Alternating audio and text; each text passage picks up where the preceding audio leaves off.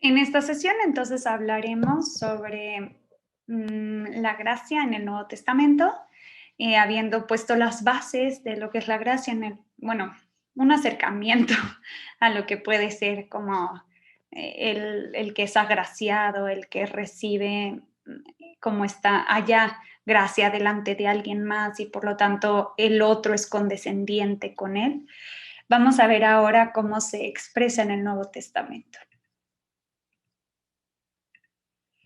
Entonces, bueno, pues antes de entrar en la gracia en el Nuevo Testamento, pues solo retomar algunas ideas que nos puede ayudar. Lo primero es hallar gracia a los ojos de alguien, se puede traducir por esto, por tener un favor, una consideración, un afecto, una atención, una inclinación de un superior hacia un súbdito, y suele ser este súbdito alguien débil, alguien que tiene como un aspecto no físico, sino como una experiencia de miseria, y brota de este lenguaje de la corte en donde el rey tiene que hacer justicia y por lo tanto, pues dar bienes, dones a aquellos que lo necesitan. Y este término es tomado por Moisés para hablar de Yahvé, que se muestra favorable hacia él y hacia el pueblo a pesar de la ruptura de la alianza cometida con la adoración del becerro de oro. Y Dios muestra este favor, ¿de qué manera? Pues en primer lugar dando su protección, bueno, presentando su proyecto, que es que Yahvé será el único Dios al cual tiene que ser, el pueblo de Israel tiene que adorar.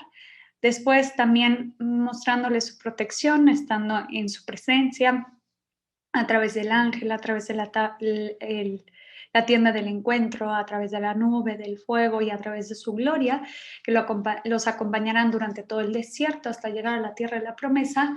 Y por último, renovando la alianza, tomando este pueblo como el pueblo de su propiedad para ser suyo.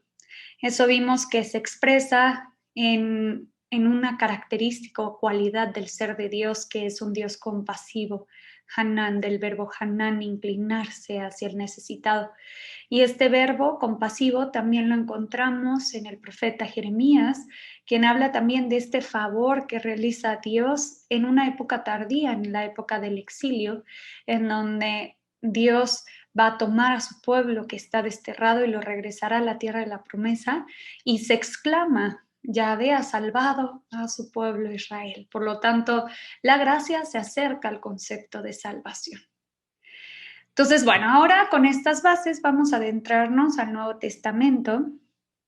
Como introducción hay que decir que la palabra charis, gracia, en el Nuevo Testamento aparece 156 veces, que no es poco, o sea, es significativo este término, y más aún, no siendo un término común en el Antiguo Testamento, es como una innovación en cierto sentido del Nuevo Testamento. Ahora bien, no aparece tanto en los evangelios, solo 8 veces en Lucas y 4 veces en Juan.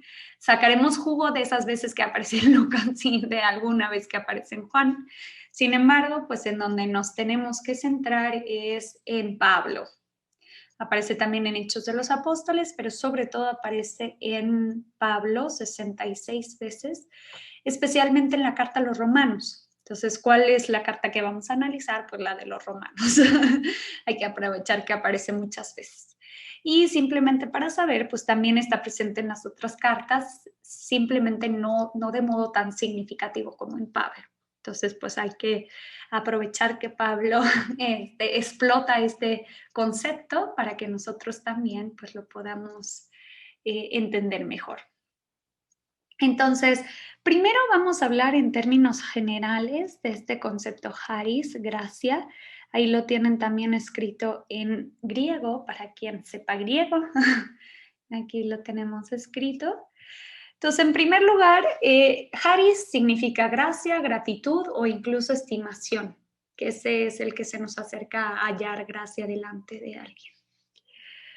Ahora, el concepto en cuanto tal significa, por un lado, la condescendencia de una persona hacia otra, como la gratitud que el otro le da a aquel que ha sido condescendiente. Por lo tanto, Este concepto nos habla de una apertura recíproca, una apertura libre entre dos personas, que uno le da gracia y el otro le da gracias por esto que ha recibido, ¿no? Entonces, en las relaciones con Dios, pues obviamente significa la salvación concedida graciosamente, es decir, gratuitamente por Dios, y al mismo tiempo la gratitud del hombre hacia Dios. Entonces, vamos a ver cómo pues, se manifiesta esta gracia que se ofrece por parte de Dios. Este concepto, charis, obviamente griego, pues es utilizado también en un contexto profano. Ya Aristóteles, griego, pues pone en contraste el carácter gratuito de charis, gracia, y la recompensa. O sea, charis es un don gratuito y no se espera, no espera a la persona que a través de méritos que hace recibe la gracia como recompensa por sus méritos. Entonces se hace énfasis pues en esta gratuidad. Otro elemento que no puse aquí en la presentación, pero que va a ser muy importante, es que muchas veces la gracia se concede a personas que se encuentran en la bajeza, en la humildad, que soportan el sufrimiento, que se rehúsan la venganza, o sea, que no quieren vengarse. Y entonces todas estas condiciones son aquellas que preparan para recibir la gracia, o sea, son las que favorecen a que uno reciba la gracia. Vamos a ver el texto de Hebreos 2, del 9 al 10. La carta a los Hebreos 2, del 9 al 10. Recuerden que es la última carta que se coloca en el Corpus Paulino, aunque sabemos que no es de Pablo, pero pues la tradición lo ha identificado con el apóstol. Entonces, Hebreos 2, del 9 al 10.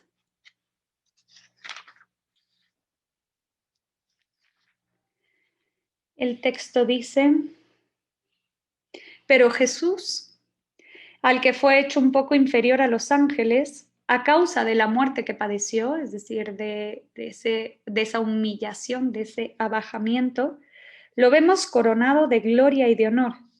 Así, por la gracia de Dios, experimentó la muerte en beneficio de todos. Entonces vemos esta gracia que se concede en este caso por la muerte de Cristo en la cruz. Nos suma a este concepto del Antiguo Testamento en donde los débiles, los miserables, son aquellos que hallan gracia delante de su superior. Y también pues no podemos dejar de mencionar que tiene el sentido de encanto y de belleza, ¿no? También pues sería un matiz que encontramos de la gracia. Ahora, vamos a hablar de la gracia en los evangelios, en lo poco que podemos rastrear, y después en la gracia en San Pablo.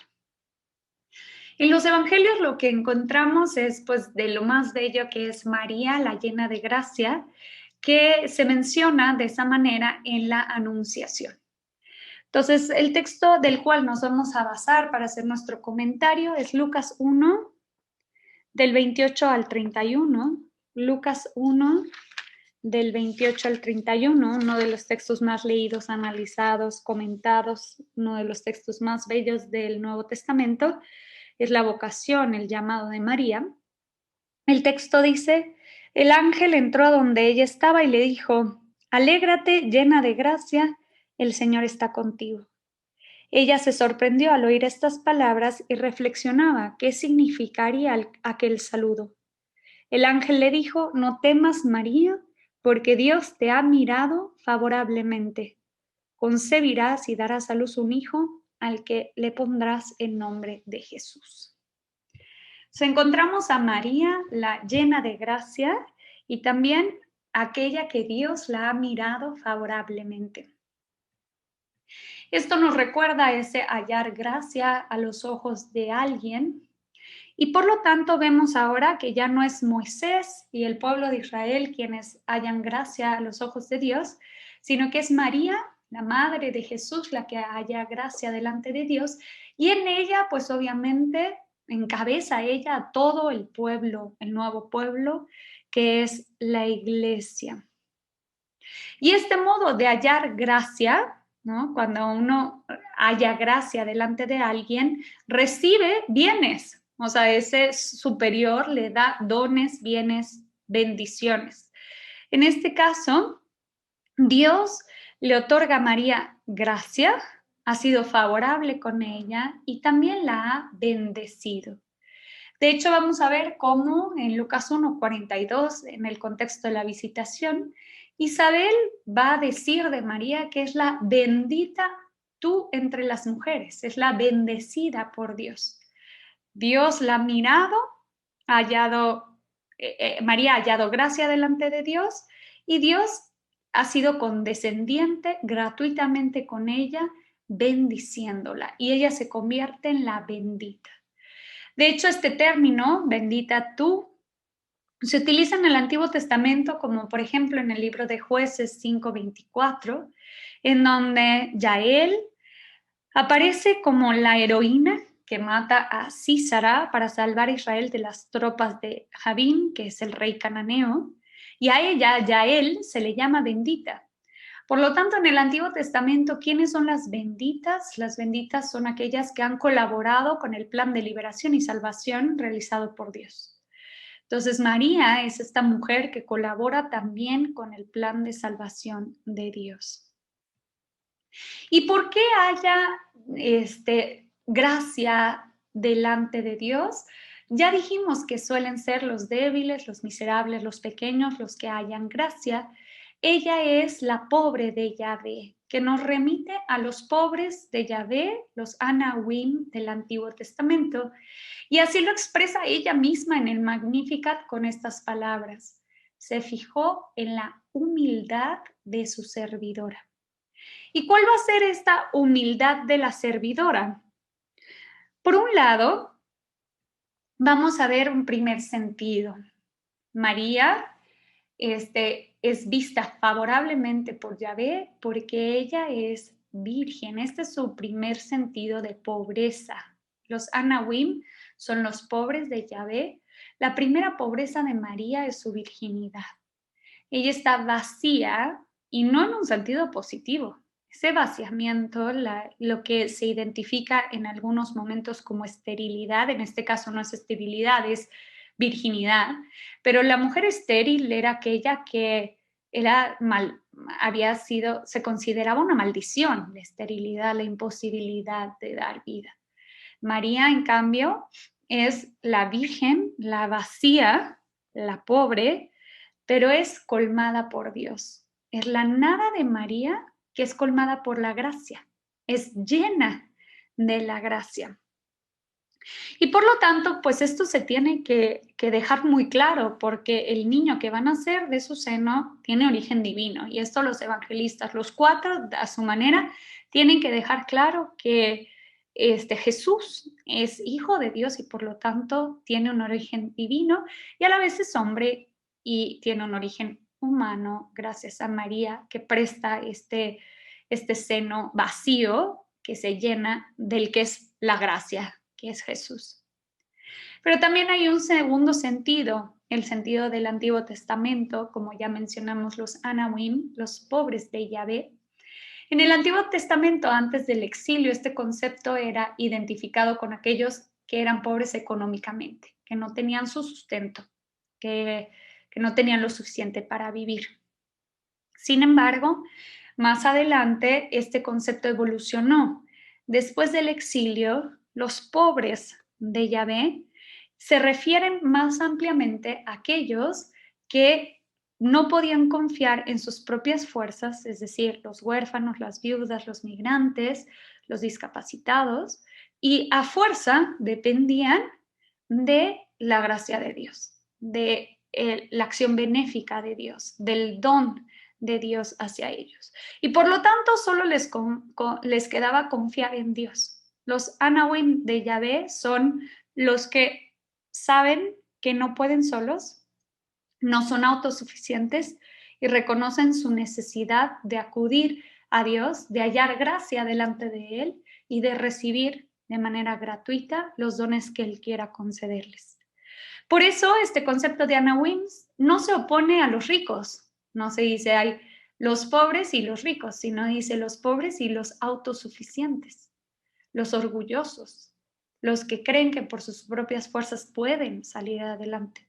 Entonces vemos cómo María es esta Anahuim, bueno, Anahuim es en plural, entonces es esta pobre de Yahvé que suplica y mendiga la gracia y la recibe, ¿no? Ella es pues la que recibe la gracia y por lo tanto es llamada la llena de gracia, que en griego es el keharitomene, que es como difícil a veces de traducir.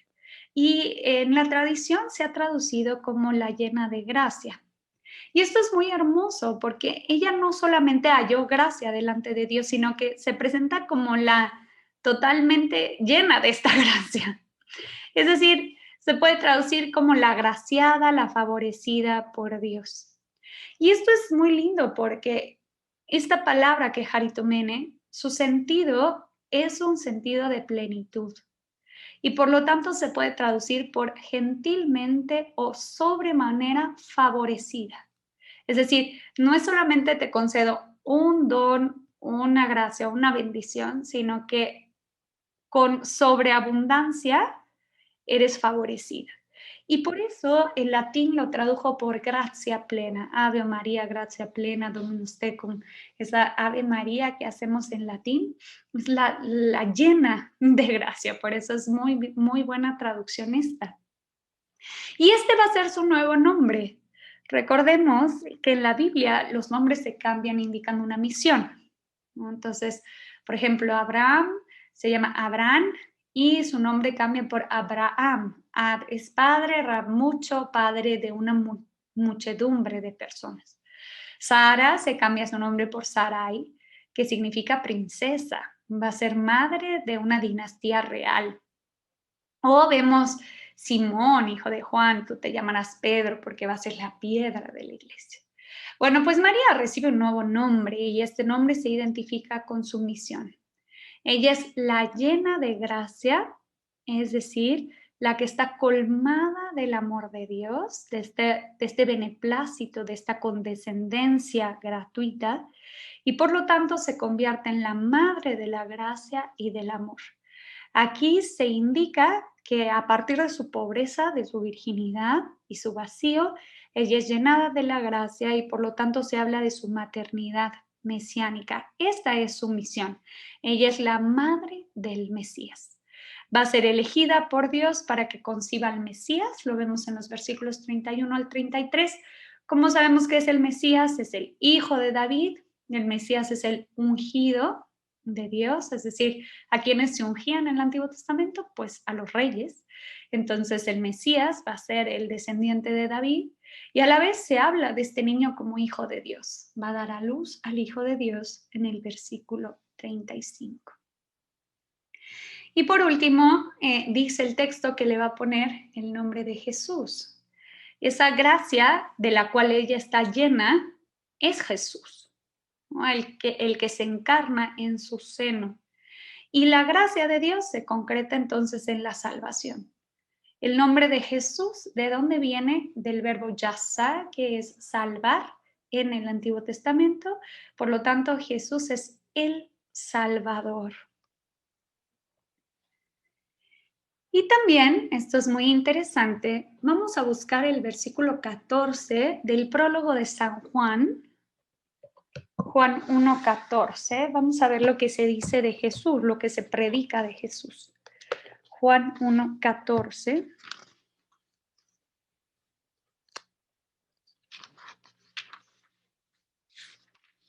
El texto dice, y la palabra se hizo carne y puso su morada entre nosotros. Y hemos visto su gloria, la que recibe del Padre como Hijo unigénito, lleno de gracia y de verdad.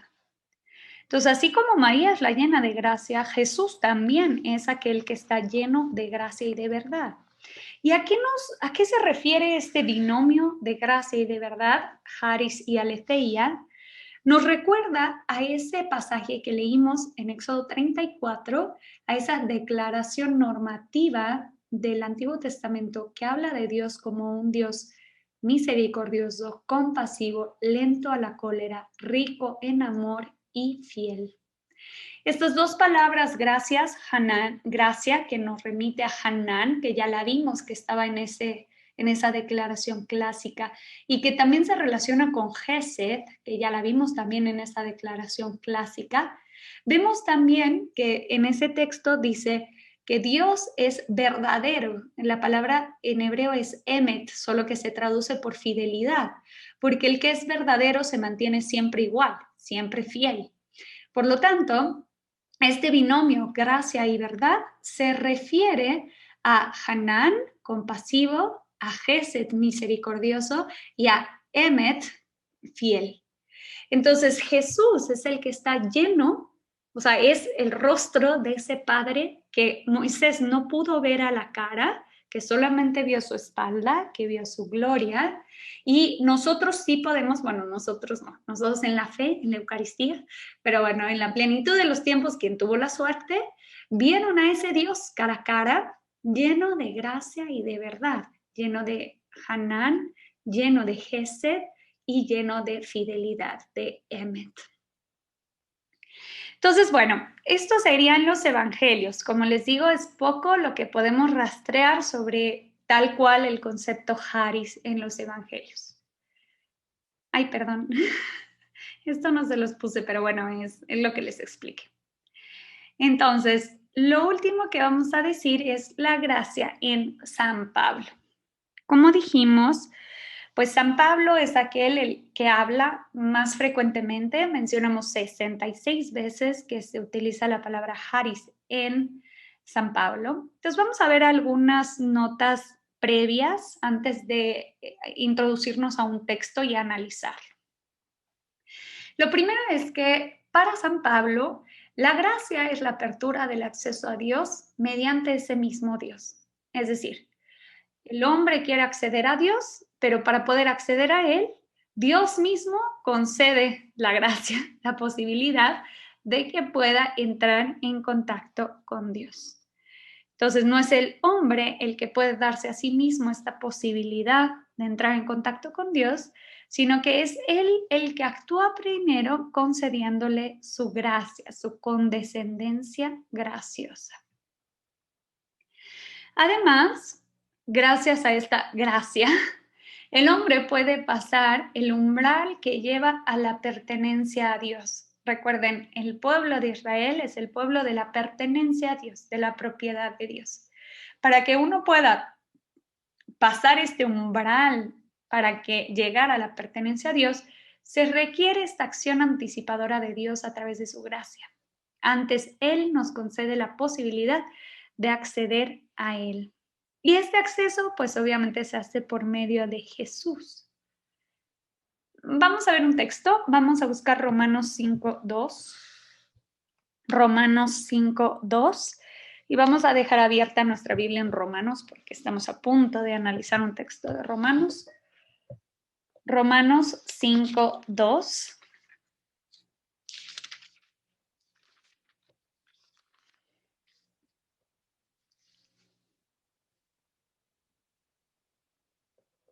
Voy a leer desde el versículo 1. Dice, así pues, ahora que Dios ya nos hizo justos en virtud de la fe, estamos en paz con Él por medio de nuestro Señor Jesucristo, gracias a quien hemos tenido acceso a este don en el cual estamos firmes y nos sentimos orgullosos por la esperanza que tenemos de participar de la gloria de Dios. Entonces está diciendo que para poder cruzar, ¿no? Tener acceso a ese don, pues fue gracias a que Cristo entregó su sangre por nosotros y lo vamos a ver más adelante.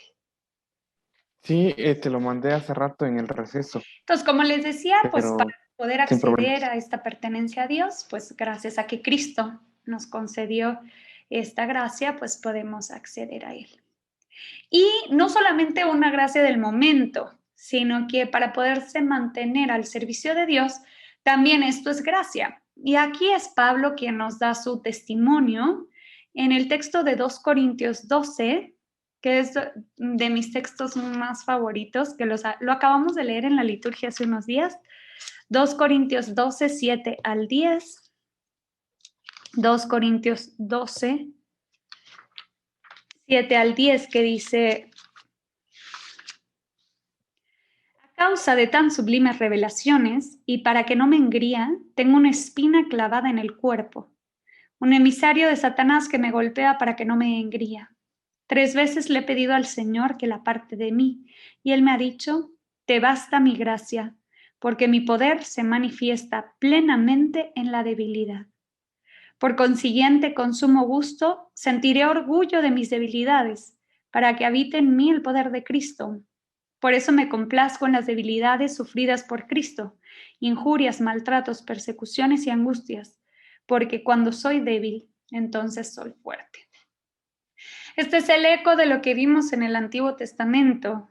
Dice: te basta mi gracia, porque mi poder se manifiesta plenamente en la debilidad. En el débil, en el miserable, el superior puede darle a su súbdito esta gracia inmerecida y gratuita. Ahora vamos a ver cómo Pablo, en concreto, habla sobre la gracia y la justificación, que es uno de los temas pues, más mencionados en la reflexión teológica sobre Pablo. Vamos a buscar el texto de Romanos. Vamos a buscar Romanos 3, del 21 al 25a. Recuerden que cuando nosotros los biblistas colocamos una letra al lado del versículo, quiere decir que es la primera parte del versículo. Entonces vamos a buscar Romanos 3, del 21 al 25a, y les sugiero que lo dejen marcado con un separador, porque es el texto al cual vamos a acudir frecuentemente. Romanos 3, 21 al 25. El texto dice: pero ahora, independientemente de la ley, se ha manifestado el don de Dios que nos hace justos, atestiguado en la ley y en los profetas. Don de Dios que llegará a todos los que creen mediante la fe en Jesucristo. Porque no hay diferencia alguna, puesto que todos pecaron, todos están privados de la gloria de Dios. Y a todos Dios gratuitamente los hace justos mediante la redención realizada por Cristo Jesús, a quien Dios destinó como sacrificio de expiación mediante su propia sangre en favor de los que tienen fe.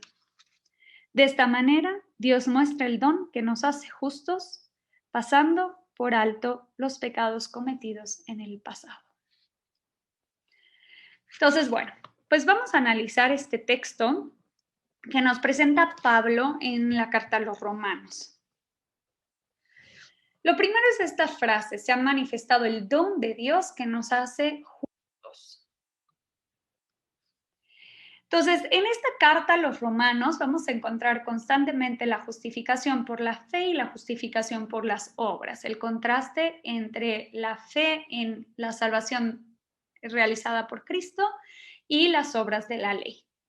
Y fíjense, la gracia y la fe se van a encontrar, en este caso, coordinadas entre sí en el texto de Romanos 4, como vamos a ver en Romanos 4:16, es un ejemplo, lo pueden buscar ustedes.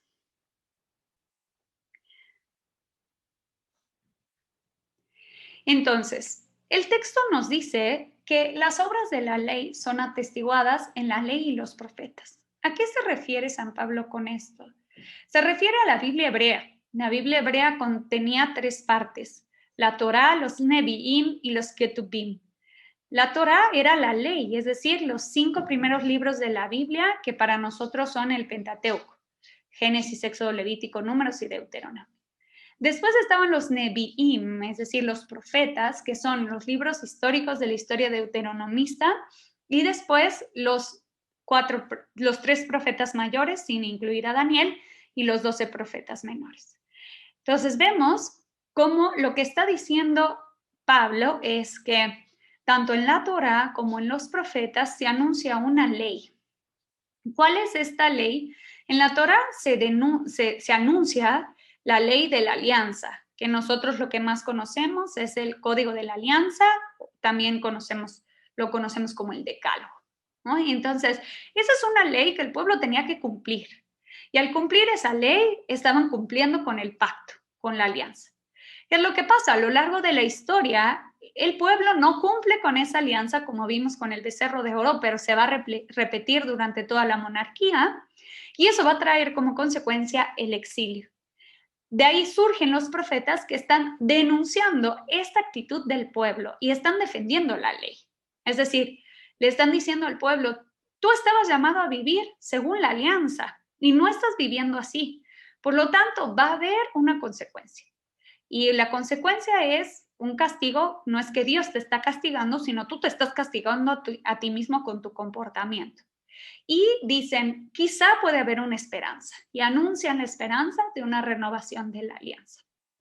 Entonces, en la Torá se contienen las leyes que el pueblo debe cumplir para mantener la alianza, y los profetas juzgan si los jefes del pueblo y el pueblo han cumplido con esta ley. Entonces, Pablo se refiere a eso, a la Torá y a los profetas. Ahora, a veces nos puede parecer que cuando se dice que Pablo dice no hay que dar cuenta de las obras de la ley, sino solamente la justificación de la fe, como si se estuviera diciendo, haz lo que se te dé la gana. Total, lo único que importa es que creas en Dios. Pero eso no es lo que está diciendo Pablo. De hecho, el judaísmo del siglo I no pretende nunca que el hombre se pueda justificar por sí mismo a base de sus buenas obras. Para el judaísmo del siglo I, es decir, el judaísmo de Jesús y de Pablo, todas las obras realizadas no son nada sin la misericordia final de Dios. Por lo tanto, ¿a qué se está refiriendo Pablo? ¿A qué se refiere con este contraste entre la ley y Cristo? Ahora lo vamos a entender. Antes de eso, vamos a ver lo que Pablo anuncia, y ya lo vimos en la sesión pasada. Todos pecaron, todos rompieron la alianza. Por lo tanto, Pablo presenta un pecado generalizado. No hay nadie que no haya cometido pecado. Por lo tanto, todos han roto la relación con Dios, la alianza con Dios. Pablo presenta que no hay distinción entre los hombres, dice, no hay distinción entre griego y judío, entre rico y entre pobre. Todos han pecado y están privados de la gloria de Dios. Esto se remite a Isaías, que habla de que el hombre está hecho para la gloria de Dios, y por el pecado de Adán se ha perdido esta posibilidad de la gloria de Dios que se adquiere con el sacrificio de Cristo, como vamos a ver ahora. Entonces, con esta base, con la base de que todos pecaron, Pablo dice, a todos Dios gratuitamente los hace justos, no mediante la ley, sino mediante la redención realizada por Cristo Jesús. Entonces vamos a entender a qué se refiere Pablo con esta justificación por la fe en este don gratuito, en esta gracia que nos ha dado Dios de manera inmerecida a través de la redención realizada por Cristo. Entonces, por un lado es gratuitamente, ay, perdón, este título no está bien. Perdónenme, estoy equivocado. Pero bueno, ay, se me va a acabar la pila.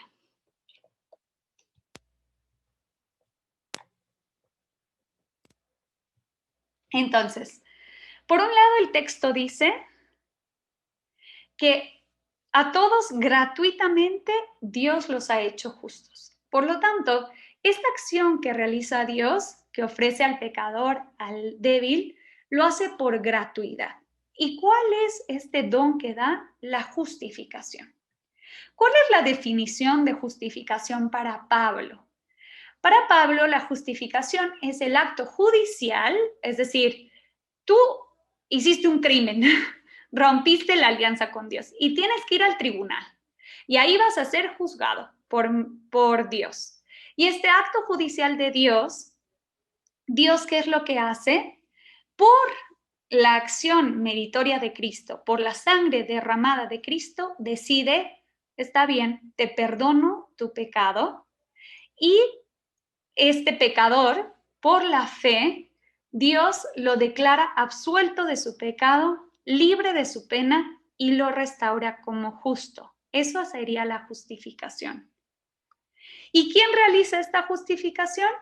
Cristo. Y nos dice el texto, a través del sacrificio expiatorio de Cristo, que la palabra en griego se remite al propiciatorio.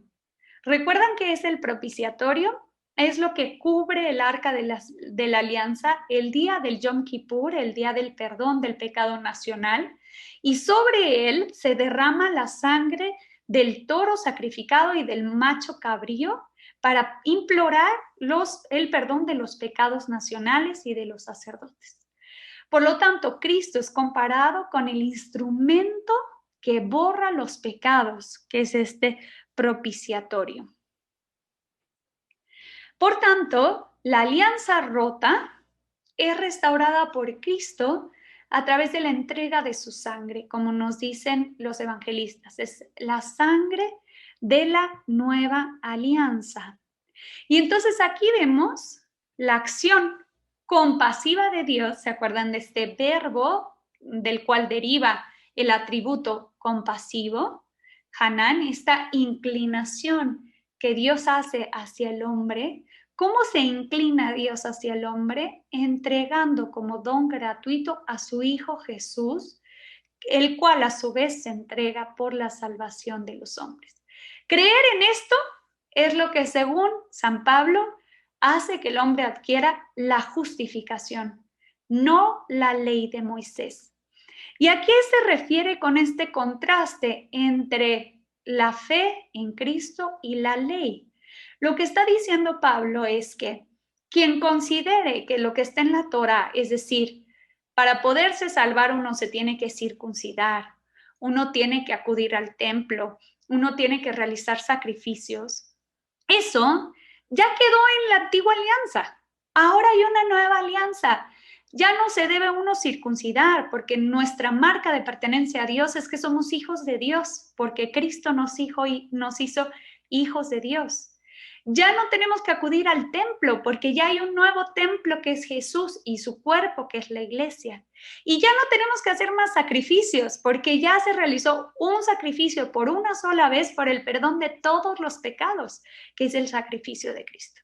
Entonces, aquel que sigue queriendo vivir bajo la ley, se le está perdiendo todo lo que Jesús hizo por la salvación y por la redención de los hombres. En conclusión, Pablo, sin negar la autenticidad religiosa de su pueblo, del pueblo de Israel, él afirma que el único principio de salvación es Cristo y no ya la ley de Moisés. Esta salvación de Cristo tiene que ser aceptada por la fe y prevalece en adelante sobre la salvación producida por la ley. Por lo tanto, ¿cuál es la relación entre la gracia y la justificación? Esta acción compasiva de Dios hacia el hombre ha sido darse en su Hijo, y este Hijo ha justificado al hombre y ya no se necesitan las obras de la ley, sino que más bien la fe en esta gracia, en esta charis concedida por Dios a los hombres.